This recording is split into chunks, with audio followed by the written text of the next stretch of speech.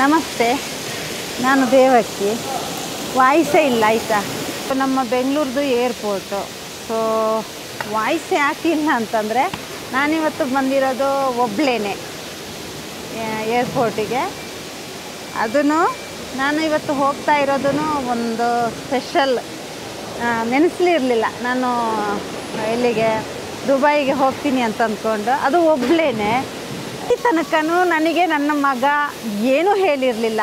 ಸುಮ್ಮನೆ ದುಬೈಗೆ ಬರ್ತಾಯಿದ್ದೀರಾ, ಏರ್ಪೋರ್ಟಿಗೆ ಹೋಗಿ ಅಲ್ಲಿ ಇಮಿಗ್ರೇಷನ್ ಎಲ್ಲ ಆಗುತ್ತೆ ಅಂತಂದಿದ್ದೆ. ನನಗೆ ನಿಜವಾಗ್ಲೂ ಎಷ್ಟು ಭಯ ಇತ್ತು ಅಂತಂದರೆ ತುಂಬ ಭಯ ಇತ್ತು. ನೋಡಿ, ನನ್ನ ಪಾಸ್ಪೋರ್ಟು ಮತ್ತು ನಂದು ಟ್ರಾವೆಲ್ದು ಫಸ್ಟ್ ಸೀಲ್ ಬಿದ್ದಿದೆ. ಮಕ್ಕಳಿಬ್ಬರು ನನ್ನನ್ನು ಚೆನ್ನಾಗಿ ಒಂಥರ ಜೋಕರ್ ಥರ ಮಾಡಿದ್ದಾರೆ. ದೊಡ್ಡವನು ಅಷ್ಟೇ, ಬಸ್ಸಿಗೆಲ್ಲ ಬುಕ್ ಮಾಡಿದಾಗಲೂ ಅವನು ಏನೂ ಹೇಳಲಿಲ್ಲ. ಚಿಕ್ಕವನು ಟಿಕೆಟ್ನ ನಾನು ಏರ್ಪೋರ್ಟಿಗೆ ಹೋದ್ಮೇಲೆ ಕಳಿಸ್ತೀನಿ ಅಂತಂದ. ಹಾಗಾಗಿ ನನಗಿದ್ರ ಬಗ್ಗೆ ಏನು ಗೊತ್ತಿರಲಿಲ್ಲ. ಸುಮ್ಮನೆ ಹೊರಟಿದ್ದೆ, ಬಂದಿದ್ದೆ. ಏರ್ಪೋರ್ಟಿಗೆ ಬಂದಾಗಲೇ ನನಗೆಲ್ಲ ವಿಷಯ ಗೊತ್ತಾಗಿದ್ದು. ನನಗೇನೆಲ್ಲ ಅನುಭವ ಆಯಿತು ಅಂತ ಅಂದ್ಕೊಂಡು ನಿಮ್ಮ ಹತ್ರ ಗೊತ್ತಿದ್ದದಷ್ಟೆಲ್ಲ ಹೇಳ್ತೀನಿ. ಅದರಲ್ಲೂ ಅವರು ಹೇಳಿದರು, ನೀವು ಹೆಂಗೆ ಹೋಗ್ತೀರ ಅದನ್ನೆಲ್ಲ ವಿಡಿಯೋ ಮಾಡ್ಕೊಳ್ಳಿ, ನೆನಪಿಗಿರುತ್ತೆ ಅಂತ ಅಂದ್ಕೊಂಡು. ಹಾಗೆಯೇ ನಾನು ಅವರೆಲ್ಲ ಏನೆಲ್ಲ ಹೇಳಿದ್ದಾರೆ ಅದನ್ನೆಲ್ಲ ಕೇಳ್ಕೊಂಡಿದ್ದೀವಿ. ಯಾಕಂದರೆ ನೋಡಿ, ನಾವು ಈ ಟೈಮಲ್ಲಿ ಮಕ್ಕಳ ಜೊತೆ ಮಕ್ಕಳ ಎದುರುಗಡೆ ಅವರು ದೊಡ್ಡವರು ಪೇರೆಂಟ್ಸ್ ಆಗ್ತಾರೆ, ನಾವು ಮಕ್ಕಳಾಗ್ತೀವಿ. ಎಲ್ಲ ಎಳೆಯಾಗಿ ಒಂದೊಂದೇ ಹೇಳ್ತಾ ಹೋಗ್ತೀನಿ. ನನ್ನ ಪ್ರಯಾಣ ಶುರುವಾಗಿದ್ದು ರಾತ್ರಿ 9:30 ಮೈಸೂರಿಂದ ನಮ್ಮನೆಯವರು ಫ್ಲೈ ಬಸ್ಸಲ್ಲಿ ಹತ್ತಿಸಿ ಕಳಿಸಿದ್ರು. ಸೊ ನಾನು ಬೆಂಗಳೂರು ಏರ್ಪೋರ್ಟ್ ತಲುಪಿದಾಗ 12 ಗಂಟೆ. ಸೊ ನಾನು 2ನೇ ಟರ್ಮಿನಲಲ್ಲಿ ಇಳ್ಕೊಂಡೆ. ಅದಕ್ಕೆ ಮೊದಲೇ ನಾನು ಬಸ್ಸಲ್ಲಿದ್ದಾಗಲೇ ನನಗೆ ಕಾಲ್ ಬಂತು ಇಲ್ಲಿ ಏರ್ಪೋರ್ಟ್ ಸಿಬ್ಬಂದಿಯಿಂದ, ನೀವು ಎಲ್ಲಿದ್ದೀರಾ ಮೇಡಮ್, ಮತ್ತು ಅದೊಂದು ಬ್ರಿಡ್ಜ್ ಇದೆ ಆಯಿತಾ, ಅಲ್ಲಿ ತಲುಪಿದಾಗ ನಮಗೆ ಫೋನ್ ಮಾಡಿ ಅಂತಂದರು. ನಾನಲ್ಲಿ ಹೋದಾಗ ನನಗೆ ಆಶ್ಚರ್ಯ ಆದಿತ್ತು ಆಯಿತಾ. ಅಲ್ಲಿದ್ದು ಸಿಬ್ಬಂದಿ, ನನಗೆ ಏರ್ಪೋರ್ಟ್ ಸಿಬ್ಬಂದಿ ನನ್ನ ಲಗೇಜನ್ನೆಲ್ಲ ಅವರೇ ಎಲ್ಲ ತಗೊಂಡು ನನ್ನ ಕೈಯಲ್ಲಿದ್ದ ಪಾಸ್ಪೋರ್ಟ್ ಬಗ್ಗೆ ಎಲ್ಲ ಏನು ಇನ್ಫಾರ್ಮೇಷನ್ ಅವರೇ ಕಲೆಕ್ಟ್ ಮಾಡಿದರು. ಅಷ್ಟರಲ್ಲಾಗಲೇ ಮಗ ಟಿಕೆಟ್ ಎಲ್ಲ ಕಳಿಸಿದ್ದ. ಮತ್ತು ಅವರು ನನ್ನನ್ನು ಆರಾಮ್ಸೆ ಕರ್ಕೊಂಡೋದ್ರು. ಇದು ನನಗೆ ಒಂಥರ ಏನೋ ಅನ್ನಿಸ್ತು. ಅವನಿಗೆ ಮಗನಿಗೆ ಫೋನ್ ಮಾಡಿದೆ, ನೋಡಿ ಈ ಥರ ಎಲ್ಲ ಕರ್ಕೊಂಡು ಹೋಗ್ತಾ ಇದ್ದಾರೆ. ಯಾಕೆ ಅಂದರೆ ಅದಕ್ಕೆ ಮೊದಲು ನಾವು ಮುಂಬೈಗೆ ಹೋದಾಗ ನಾವೇ ಒಳಗಡೆ ಹೋಗಿದ್ದೆಲ್ಲ ಆ ಥರ ಎಲ್ಲ ಏನಿರಲಿಲ್ಲ. ಇದು ಯಾಕೆ ಈ ಥರ, ಅಥವಾ ಇಂಟರ್ನ್ಯಾಷನಲ್ ಟ್ರಾವೆಲ್ ಮಾಡೋರಿಗೆ ಈ ಥರನಾ ಅಂತ ಅಂದ್ಕೊಂಡು ಅದೆಲ್ಲ ನನಗೊಂಥರ ಡೌಟ್ ಇತ್ತು. ಇವರೆಲ್ಲ ಆರಾಮಾಗಿ ಕರ್ಕೊಂಡು ಹೋದರು. ಸೆಕ್ಯೂರಿಟಿ ಚೆಕ್ ಎಲ್ಲ ಆರಾಮಾಯಿತು. ಇಮಿಗ್ರೇಷನ್ ಎಲ್ಲ ಬೇಗ ಪಟಾಪಟ ಅಂತ ಆಯಿತು. ನನಗೇನು ಕೆಲಸನೇ ಇಲ್ಲ. ನಾನು ಏನು ನೆನೆಸ್ಕೊಂಡಿದ್ದೇನೆ ಅದು ಉಲ್ಟಾ ಆಗಿತ್ತು. ಏರ್ಪೋರ್ಟಲ್ಲಿ ನಾನು ಅಂದ್ಕೊಂಡಿದ್ದು, ನಾನು ಹೋಗಿ ಯಾವ ಥರ ಅಲ್ಲಿ ಬ್ಯಾಗೇನೆಲ್ಲ ಕೊಡಬೇಕು, ಚೆಕ್ಕಿಂಗ್, ವೆಯ್ಟ್, ಇಮಿಗ್ರೇಷನ್ ಎಲ್ಲ ಎಷ್ಟು ಕಷ್ಟ ಇರುತ್ತೆ, ಅಲ್ಲಿ ಏನೆಲ್ಲ ಕೇಳ್ತಾರ. ನಮಗೆ ಮುಂಬೈಗೆ ಈ ಮೊದಲು ಹೋಗಿದ್ದಾಗ ಏನಾಗಿತ್ತು, ನಮ್ಮದು ಬ್ಯಾಗೆಲ್ಲ ಚೆಕ್ ಮಾಡಿ ಅದರಲ್ಲಿ ಏನೇನೋ ಇದ್ದಂತಹ ಮಕ್ಕಳು ಟಾಲ್ಕಮ್ ಪೌಡ್ರು, ಬೇರೆ ಇನ್ನೇನೇನೆಲ್ಲ ಚೆಕ್ ಮಾಡಿ ಅದನ್ನೆಲ್ಲ ಅವರಿಗೆ ಅದು ಒಪ್ಪಿಸಬೇಕಾಗಿತ್ತು.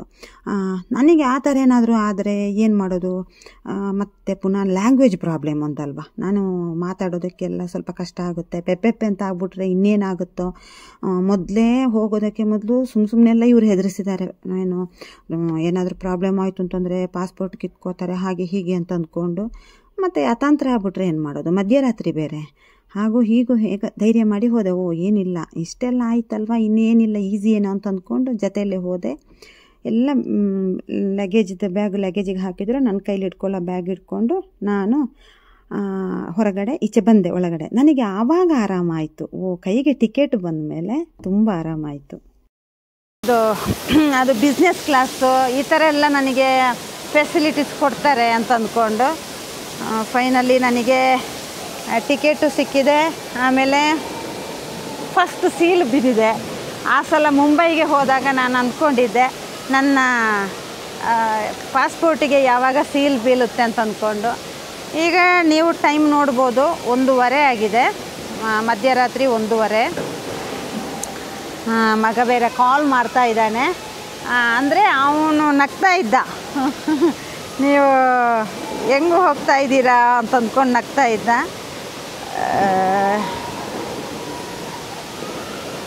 ಈಗ 1:55 ಅಂದರೆ 2 ಗಂಟೆ ಆಗ್ತಾ ಬಂತು. ನನಗೆ ಫ್ಲೈಟ್ ಇರೋದು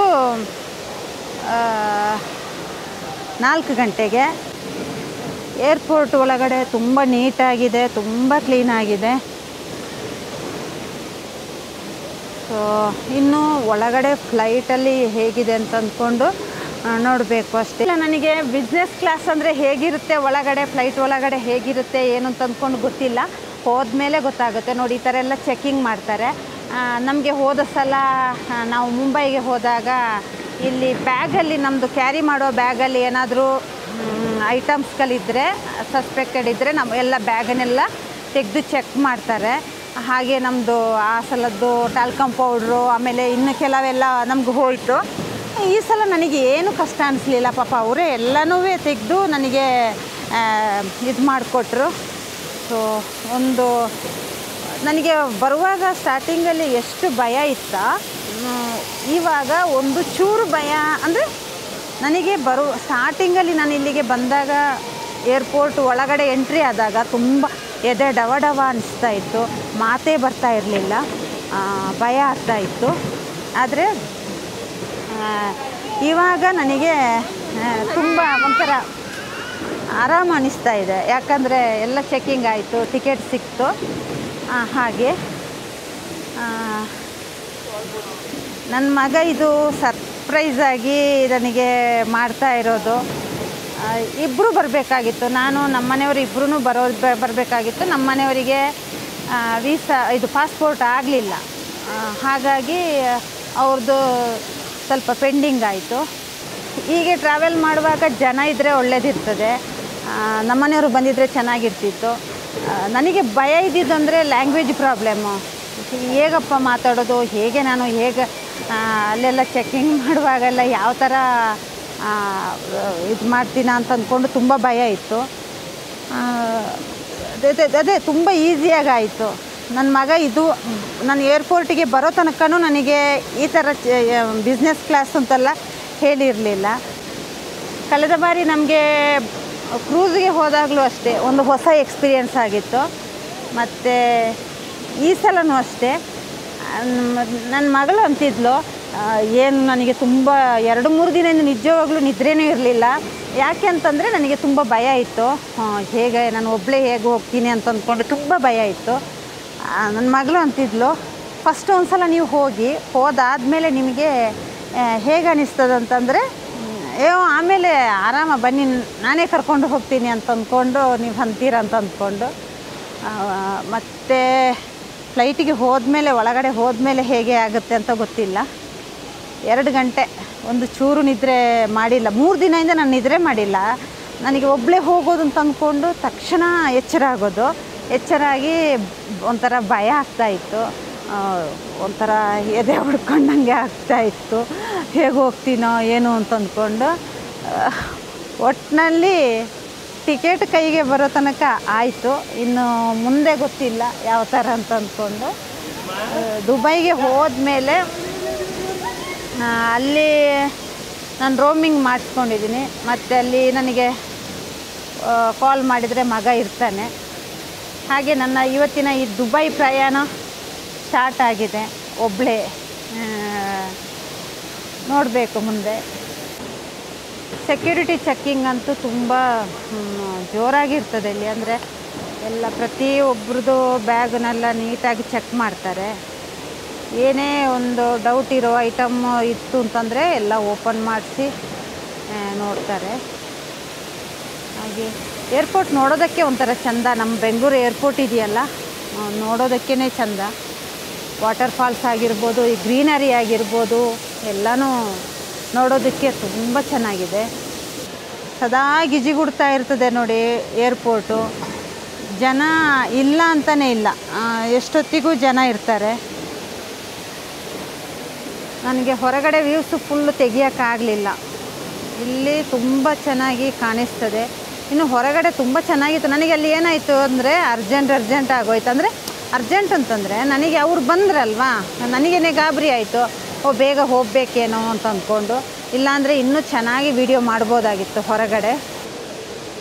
ಇನ್ನು ಗೊತ್ತಿಲ್ಲ ದುಬೈ ಏರ್ಪೋರ್ಟ್ ಹೇಗಿರ್ತಂಥದ್ದು ಅಂತ ಅಂದ್ಕೊಂಡು. ದುಬೈ ಏರ್ಪೋರ್ಟ್ ತುಂಬ ದೊಡ್ಡದಂತೆ. ಸ್ವಲ್ಪ ನೀರು ಕುಡಿಯೋಣ. ಪಪ್ಪಿನೂ ಸಹ ತಗೊಂಡು ಹೋಗ್ತಾ ಇದ್ದಾರೆ. ನಾಯಿ ಮರಿನೂ ಮೋಸ್ಟ್ಲಿ ಅವ್ರದ್ದು ಪೆಟ್ ಅಂತ ಅನ್ನಿಸ್ತದೆ. ಇದಕ್ಕೂ ಪಾಸ್ಪೋರ್ಟು ಎಲ್ಲ ಇದೆ ಅಂತ ಅಂದ್ಕೊಂಡಿದ್ದೀನಿ. ಇಲ್ಲಾಂದರೆ ಅಲೋ ಇಲ್ವಲ್ಲ ಒಳಗಡೆ. ಏರ್ಪೋರ್ಟ್ ಒಳಗಡೆ 2 ಟರ್ಮಿನಲ್ ಇದೆ, ಒಂದು ಇಂಟರ್ನ್ಯಾಷನಲ್, ಇನ್ನೊಂದು ಡೊಮೆಸ್ಟಿಕ್. ಹೊರದೇಶಗಳಿಗೆಲ್ಲ ಹೋಗಬೇಕು ಅಂತಂದರೆ ನಾವು ಇದೇ ಇಂಟರ್ನ್ಯಾಷನಲ್ ಟರ್ಮಿನಲ್ಗೆ ಬರಬೇಕು. ಮತ್ತು ಅದರಲ್ಲಿ ಇದೇ ಬೇರೆ, ಡೊಮೆಸ್ಟಿಕ್ದೇ ಬೇರೆ, ಗಿಡಗಳ ಜೋಡಣೆ ಆಗಲಿ ಎಲ್ಲ ಬೇರೆನೇ ಇದೆ, ಇದ್ರದ್ದೇ ಬೇರೆ ವಿಭಿನ್ನವಾಗಿದೆ. ನಿಜವಾಗ್ಲೂ ಈ ಸೌಂಡ್ ಕೇಳಿಸ್ತಾ ಇದ್ರೆ ನಾನು ಯಾವುದೋ ಹೊಳೆ ಹತ್ರ ಇದ್ದೀನಿ ಅಂತ ಅನಿಸ್ತಾ ಇದೆ. ಆ ಥರ ನೀರಿನದು ಸೌಂಡು ಎಷ್ಟು ಚೆನ್ನಾಗಿದೆ ನೋಡಿ ಇಲ್ಲಿ.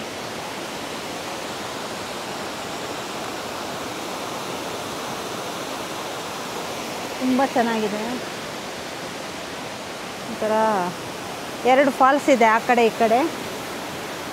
ಒಬ್ಬಳೇ ವಿಡಿಯೋ ಮಾಡ್ತಾ ಇದ್ದೀನಿ, ಒಬ್ಬಳೇ ಇದ್ದೀನಿ, ಯಾರೂ ಇಲ್ಲ ನನ್ನ ಜೊತೆ.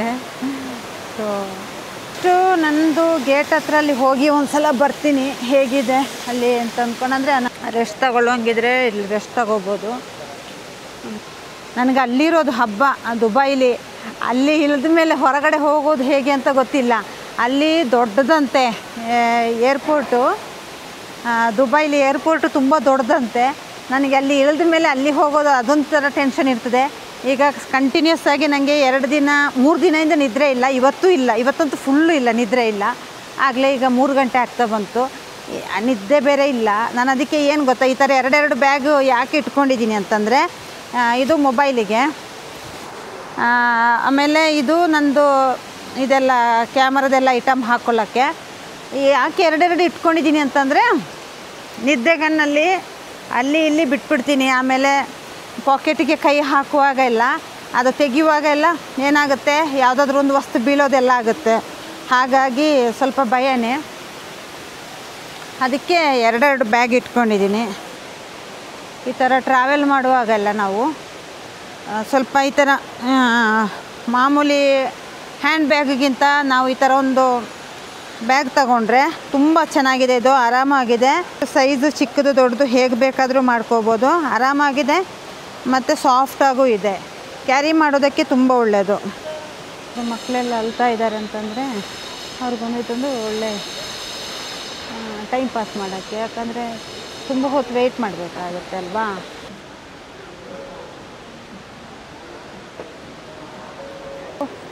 Boarding gate. ಇವಾಗ ನಾನು ಒಳಗಡೆ ಹೋದರೆ C6 ನಂದು. ಆರಾಮಾಗಿ ನಡ್ಕೊಂಡು ಹೋಗಬೇಕಾಗಿಲ್ಲ, ಈ ಥರ ಹೋದರೆ ಆಯಿತು. ಇದೇ ಕರ್ಕೊಂಡು ಹೋಗ್ತಾ ಇರ್ತದೆ ಅಂತ ಅನಿಸ್ತದೆ. ಎಮರೇಟ್ಸು ತುಂಬ ದೊಡ್ಡದು. ಲಗೇಜ್ ಎಲ್ಲ ಅಲ್ಲಿ ಹಾಕ್ತಾ ಅಂದರೆ ಎಲ್ಲ ಲಗೇಜ್ ಲೋಡ್ ಮಾಡ್ತಾ ಇದ್ದಾರೆ. ಎಷ್ಟು ದೊಡ್ಡದು ಅಪ್ಪ, ರೆಕ್ಕೆ ಎಲ್ಲ ನೋಡಿ ಎಷ್ಟು ದೊಡ್ಡದಿದೆ ಅಂತ ಅಂದ್ಕೊಂಡು ಅಲ್ಲಿ ತನಕ ಇದೆ. ಕೊನೆಯದಾಗಿ ನಮ್ಮ ಪಾಸ್ಪೋರ್ಟು ಟಿಕೆಟ್ ಎಲ್ಲ ಹಿಡ್ಕೊಂಡು ಏನು ಏರೋ ಬ್ರಿಡ್ಜಲ್ಲಿ ಹೋಗಿ ಅಲ್ಲಿ ಬೋರ್ಡಿಂಗ್ ಗೇಟ್ ಹತ್ರ ಏರ್ ಹೋಸ್ಟೆಸ್ ಎಲ್ಲ ನಿಂತಿರ್ತಾರೆ, ನಗ್ನಗ್ತಾ ಇರ್ತಾರೆ. ಅದಕ್ಕೆ ಮೊದಲು ಇನ್ನೊಂದು ಸಲ ನಮ್ಮನ್ನು ಅಲ್ಲಿ ಸೆಕ್ಯೂರಿಟಿ ಚೆಕ್ ಮಾಡ್ತಾರೆ. ಅಂದರೆ ನೀವೇನಾ, ಇದು ನಿಮ್ಮ ಹೆಸರೇನಾ ಅಂತ ಅಂದ್ಕೊಂಡು ಎಲ್ಲ ಕೇಳ್ತಾರೆ. ಇದು ಲಾಸ್ಟ್ ಫೈನಲ್, ಇನ್ನು ಕೊನೆಯದಾಗಿ ನಾವು ವಿಮಾನಕ್ಕೆ ಎಂಟ್ರಿ ಆಗೋದೆ. ಅಂದರೆ ಎಲ್ಲ ನಮ್ಮ ಕೈಲಿ ಟಿಕೆಟು ಮತ್ತು ಪಾಸ್ಪೋರ್ಟ್ ಎಲ್ಲ ಇಟ್ಕೊಂಡಿರಬೇಕು. ಇದು ನೋಡಿ ಲಾಸ್ಟ್ ಈಗ ವಿಮಾನಕ್ಕೆ ಒಂದು ಎಂಟ್ರಿ ಆಗೋದು ನೋಡಿ. ಇಲ್ಲಿ ಎಲ್ಲ ಟಿಕೆಟ್ನಲ್ಲಿ ಇನ್ನೊಂದು ಸಲ ಕೇಳ್ತಾರೆ, ನೀವೇನಾ, ನಿಮ್ಮ ಹೆಸರೇನಾ ಅಂತ ಅಂದ್ಕೊಂಡು ಇನ್ನೊಂದು ಸಲ ಕೇಳ್ತಾರೆ. ಆಯಿತು, ಫೈನಲಿ ನಮಗೆ ರೈಟ್ ಒಳಗಡೆ ಹೋಗ್ತಾ ನಗ್ನಗ್ತಾ ಸ್ವಾಗತ ಮಾಡ್ತಾರೆ. ಬನ್ನಿ ಬನ್ನಿ ಒಳಗಡೆ ಅಂತಾರೆ. ವಿಮಾನದ ಬಾಗಿಲು ನೋಡಿ ಎಷ್ಟು ದಪ್ಪ ಇದೆ ಅಂತ ಅಂದ್ಕೊಂಡು, ಎಷ್ಟು ದಪ್ಪ ಇದೆ. ಒಳಗಡೆ ಹೋಗ್ತಾ ಇದ್ದ ಹಾಗೇ ನಗ್ನಗ್ತಾ ಸ್ವಾಗತ ಮಾಡ್ತಾರೆ ಏರ್ ಹೋಸ್ಟೆಸ್ಸು. ಸೊ ಅಲ್ಲಿ ನಮಗೆ ನಮ್ಮ ಸೀಟ್ ಗೊತ್ತಿಲ್ಲ ಅಂತಂದ್ರೂ ಅವರೇ ನೋಡಿ ಇಂಥ ಕಡೆ ಹೋಗಬೇಕು ಅಂತಂತಾರೆ. ಒಳ್ಳೆ ಸ್ಮೈಲಿ ಫೇಸ್ ಇರುತ್ತೆ ಎಲ್ಲರಲ್ಲೂ. ಅಂದರೆ ಅವ್ರದ್ದು ಪಾಪ ಏನೇ ನೋವಿದ್ರೂ ನಮ್ಮನ್ನು ಮಾತ್ರ ನಗ್ನಗ್ತಾ ಸ್ವಾಗತ ಮಾಡ್ತಾರೆ. ನಿಜವಾಗ್ಲೂ ನನಗೆ ವಿಮಾನದ ಒಳಗಡೆ ಎಂಟ್ರಿ ಕೊಡ್ತಾ ಇದ್ದ ಹಾಗೇ ಶಾಕ್ ಆಯಿತು. ಹೇಗಿತ್ತು ಅಂತಂದರೆ ಅದು ಒಂದು ಬೇರೆಯೇ ಪ್ರಪಂಚ. ಎಷ್ಟು ಉದ್ದ ಇದೆ ಅಂತಂದರೆ ಅದುವರೆಗೂ ನನಗೆ ಗೊತ್ತಿಲ್ಲ ವಿಮಾನದಲ್ಲಿದ್ದು ಏನು ಫಸ್ಟ್ ಫ್ಲೋರಲ್ಲಿದೆ ಅಂತ ಅಂದ್ಕೊಂಡು. ಕೆಳಗಡೆ ಬೇರೆ ಪ್ರಯಾಣಿಕರು ಪ್ರಯಾಣ ಮಾಡೋರಿದ್ದಾರೆ, ಇದು ಬಿಸ್ನೆಸ್ ಕ್ಲಾಸ್ದು ಈ ಥರ ಇದೆ ಅಂತ ಅಂದ್ಕೊಂಡು ನಾನು ಏನು ಗೊತ್ತಾ, ಇಷ್ಟು ಉದ್ದ ಇದೆ ಸೀಟು ಹುಡುಕ್ತಾ ಇದ್ದೆ. ಮತ್ತು ಅಷ್ಟರಲ್ಲಿ ಅವರೇ ಬಂದು ನನಗೆ ಕರ್ಕೊಂಡು ಹೋಗಿ ನನ್ನ ಸೀಟನ್ನೆಲ್ಲ ತೋರಿಸಿದ್ರು. ಎಲ್ಲಿಂದ ಹುಡುಕೋದು, ಎಷ್ಟು ಉದ್ದ, ಒಂದು ತುದಿಯಿಂದ ಇನ್ನೊಂದು ತುದಿಗೆ ಅಷ್ಟು ಉದ್ದಕ್ಕೂ ಇದೆ. ಮಗ ಸೈಡಿಗೆ ವಿಂಡೋ ಸೈಡ್ ಮಾಡಿಟ್ಟಿದ್ದ. ಸೀಟು ನೋಡ್ತಾ ಇದ್ದಾಗೇ ಅನ್ನಿಸ್ತು ತುಂಬ ಇದು ಲಕ್ಸುರಿ ಅಂತ ಅಂದ್ಕೊಂಡು, ಅಷ್ಟೇ ಕಾಸ್ಟೂ ಇರ್ಬೋದು ಅಂತ ಅಂದ್ಕೊಂಡು. ಸೊ ಎಲ್ಲ ಅವರು ಪರಿಚಯ ಮಾಡಿಕೊಂಡ್ರು. ಮೊದಲೇ ಮಗನದೆಲ್ಲ ಪರಿಚಯ ಇತ್ತು ಅವರಿಗೆ. ನೋಡಿ, ಎದುರುಗಡೆ ಒಂದು ಟಿ ವಿ ಇದೆ. ನಮ್ಮ ಬ್ಯಾಗನ್ನು ನಾವು ಕೂತಿರೋ ಸೀಟ್ ಮೇಲ್ಗಡೆನೇ ಎಲ್ಲ ಜೋಡಿಸುವಂತಹ ವ್ಯವಸ್ಥೆ ಇತ್ತು. ಹಾಗೆಯೇ ನನ್ನ ಬ್ಯಾಗನ್ನು ಅಲ್ಲಿ ಇಟ್ಕೊಂಡೆ, ನನಗೇನು ಬೇಕು ಅದನ್ನೆಲ್ಲ ಕೈಲಿಟ್ಕೊಂಡು. ಮತ್ತು ನೋಡಿ, ಒಂದು ಮೆದುವಾದ ಬ್ಲ್ಯಾಂಕೆಟ್ ಇದೆ, ಹಾಗೆಯೇ ಒಂದು ಪಿಲ್ಲೋ ಇದೆ, ಆಮೇಲೆ ಏನು ಒಂದು ಸಾಕ್ಸ್ ಮತ್ತು ಕಣ್ಣಿಗೆ ಒಂದು ಪಟ್ಟಿ ಥರ ಕೊಡ್ತಾರೆ, ಅಂದರೆ ಬ್ರೈಟ್ ಬೆಳಕಿಗೆ ನಿದ್ರೆ ಮಾಡುವಾಗ ಎಲ್ಲ ಬೇಕಾಗುತ್ತೆ ಅಂತ ಅಂದ್ಕೊಂಡು. ಮತ್ತು ಎದುರುಗಡೆ ಟಿ ವಿ ಇದೆಯಲ್ಲ, ನಾವು ಫಿಲ್ಮ್ ನಮ್ಮ ಲ್ಯಾಂಗ್ವೇಜಿಗೆ ಯಾವ ಲ್ಯಾಂಗ್ವೇಜ್ ಬೇಕೋ ಅದನ್ನು ಹಾಕ್ಕೊಂಡು ಫಿಲಿಮ್ ನೋಡ್ಬೋದು. ಅದರಲ್ಲಿ ಹೆಡ್ಫೋನ್ ಇದೆ, ಒಂದು ಪ್ಲಗ್ಗೆ ಸಿಕ್ಸಿದ್ರೆ ನಮಗೆ ಆರಾಮ್ಸೆ ನಮ್ಗೆ ಮಾತ್ರ ಸೌಂಡ್ ಕೇಳಿಸ್ತದೆ. ಹಾಗೆಯೇ ಅಲ್ಲಿ ಜ್ಯೂಸ್ ಇಟ್ಟಿದ್ರು, ವಾಟ್ರ್ ಬಾಟ್ಲೆಲ್ಲ ಇಟ್ಟಿದ್ರು, ಡ್ರೈ ಫ್ರೂಟ್ಸ್ ಇತ್ತು, ನಟ್ಸ್ ಇತ್ತು, ಚಾಕ್ಲೇಟ್ ಇತ್ತು, ಎಲ್ಲ ಇತ್ತು, ಒಂದು ಗ್ಲಾಸ್ ಎಲ್ಲ ಇತ್ತು. ಹಾಗೂ ಮಗನಿಗೆ ಕೇಳಿದೆ, ಅವನಂದ ಏನಿಲ್ಲ ಅಲ್ಲಿ ಇದ್ದದನ್ನೆಲ್ಲ ತಗೊಂಡು ತಿನ್ನಬೇಕಾದ್ರೆ ಅಂತಂದ. ಏನು ಅದಕ್ಕೆಲ್ಲ ನನಗೆ ಒಂದು ಭಯ ಇತ್ತು, ಯಾಕಂದರೆ ಮತ್ತೆ ಪುನಃ ಅದಕ್ಕೆ ಚಾರ್ಜ್ ಮಾಡಬೇಕೇನೋ ಅಂತ ಅಂದ್ಕೊಂಡು. 2 ಬಾಟ್ಲು ನೀರಿಟ್ಟಿದ್ರು, ಜ್ಯೂಸ್ ಎಲ್ಲ ಇತ್ತು. ಸರಿ, ಇನ್ನೇನೋ ಆರಾಮಾಗಿ ಕೂತ್ಕೊಳ್ಳೋಣ ಅಂತ ಅಂದ್ಕೊಂಡು ಪಕ್ಕದಲ್ಲಿ ಇನ್ನೊಂದು ಸ್ಕ್ರೀನಲ್ಲಿ ನಮ್ಮ ಫ್ಲೈಟು ಹೋಗುವ ಪ್ರತಿಯೊಂದು ಡೈರೆಕ್ಷನ್ನು ತೋರಿಸ್ತದೆ ಅದು. ನೋಡಿ, ಇಲ್ಲಿ ಕೂತ್ಕೊಂಡಿರೋ ಸೀಟ್ ಪಕ್ಕದಲ್ಲಿ ಈ ಥರ ಇದೆಯಲ್ಲ ಸಿಂಬಲ್, ಆ ಬಟನ್ ಒತ್ತಿದರೆ ಚೇರ್ ಹೋಗಿ ಬೆಡ್ ಆಗುತ್ತೆ. ಅಂದರೆ ಉದ್ದಕ್ಕೆ ನೀಡ್ಕೊಂಡು ನಾವು ಸ್ಟ್ರೈಟಾಗಿ ಒಂದು ಬ್ಲ್ಯಾಂಕೆಟ್ ಹಚ್ಕೊಂಡು ಮಲ್ಕೋಬೋದು. ಜ್ಯೂಸ್ ಕೊಟ್ಟಿದ್ದಾರೆ. ಮೊದಲೇ ಚಳಿ ಇದೆ, ಅದರ ಮಧ್ಯದಲ್ಲಿ ಅಪ್ಪ ಏನು ಸ್ಟ್ಯಾಂಡರ್ಡ್ ಆಗಿದೆ. ಏನು ನನಗೆ ಆಶ್ಚರ್ಯ ಅನ್ನಿಸ್ತಾ ಇದೆ. ಏನು ಸ್ಟ್ಯಾಂಡರ್ಡ್ ಗೊತ್ತಾ ಅಪ್ಪ ದೇವರೇ. ಏನು ಒಳ್ಳೆ 5 ಸ್ಟಾರ್ ಹೋಟ್ಲಿಗೆ ಬಂದಿದ್ದೀನಿ ಅಂತ ಅನ್ನಿಸ್ತಾ ಇದೆ ನನಗೆ. ಮೆತ್ತಿಗಿದೆ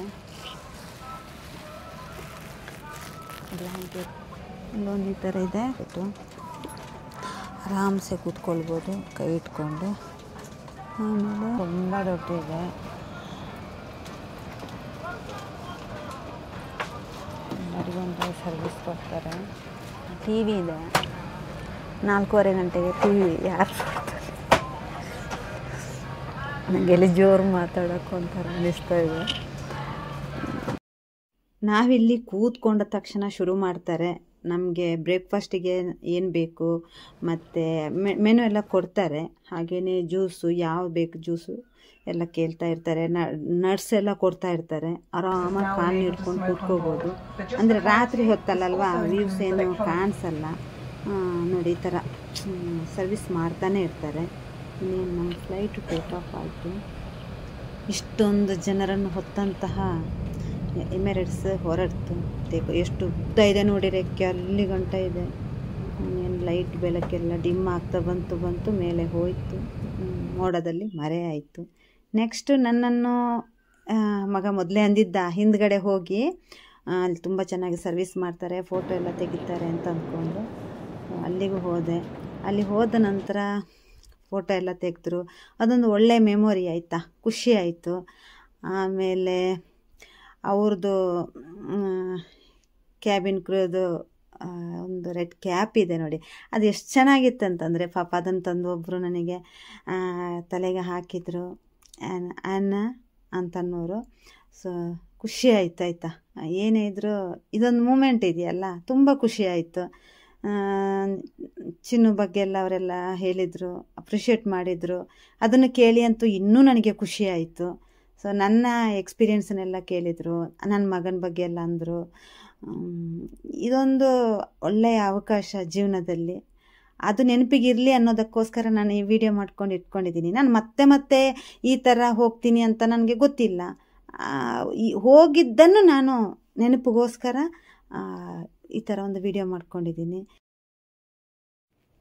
ಹಾಗೆ ಈ ಸಂದರ್ಭದಲ್ಲಿ ಅನಾ ಲ್ಯೂವಿಟ ನನ್ನ ತುಂಬ ಚೆನ್ನಾಗಿ ಟ್ರೀಟ್ ಮಾಡಿದರು. ಹಾಗೆಯೇ ಸ್ಟೆಫಿಗೆ ಥ್ಯಾಂಕ್ ಯು. ಮತ್ತು ಪುನಃ ಜ್ಯೂಸ್ ಎಲ್ಲ ಕುಡಿದು ಡ್ರೈ ನಟ್ಸ್ ಎಲ್ಲ ತಿಂದು ನಂತರ ನಾವು ತಕ್ಕೊಂಡಿರುವಂತಹ ಫೋಟೋ ಎಷ್ಟು ಚೆನ್ನಾಗಿದೆ. ಅಲ್ಲೇ ತೆಗೆದು ಡಾರ್ಕ್ ಆಗಿದೆ, ಇವಾಗ ಆವಾಗ ಲೈಟ್ ಇತ್ತು. ಎಷ್ಟು ಚೆನ್ನಾಗಿದೆ. ಚೆನ್ನಾಗಿದೆ. Thank you. ನಮ್ಮದು ಸೆಲ್ಫಿ ತೆಗೆದಿರೋದು.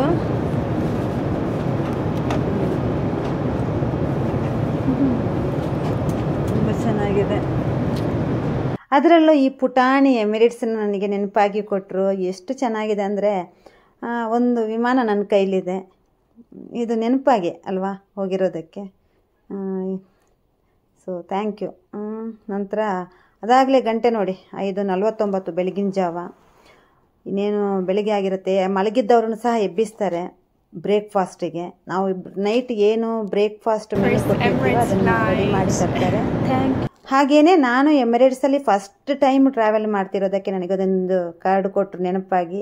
ಫಸ್ಟ್ ನಾನು ಇಂಟರ್ನ್ಯಾಷನಲ್ ಟ್ರಾವೆಲ್ ಮಾಡ್ತಾ ಇರೋದಕ್ಕೆ ಅದು ಎಮಿರೇಟ್ಸಲ್ಲಿ.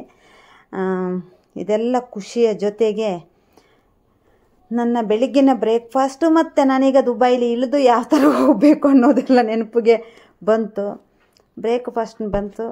ಪರೋಟ ಇತ್ತು, ಮಸಾಲೆ ದೋಸೆ ಇತ್ತು, ಶಾವಿಗೆ ಇತ್ತು, ಪಲ್ಯ ಇತ್ತು, ಚಟ್ನಿ ಇತ್ತು, ಫ್ರೂಟ್ಸ್ಗಳಿತ್ತು, ಜಾಮ್ ಇತ್ತು, ಕಾಫಿ ಬೇಕಾದರೆ ಕಾಫಿ, ಟೀ ಬೇಕಾದರೆ ಟೀ. ಏನೂ ತಿನ್ನುವಂಗಿರಲಿಲ್ಲ.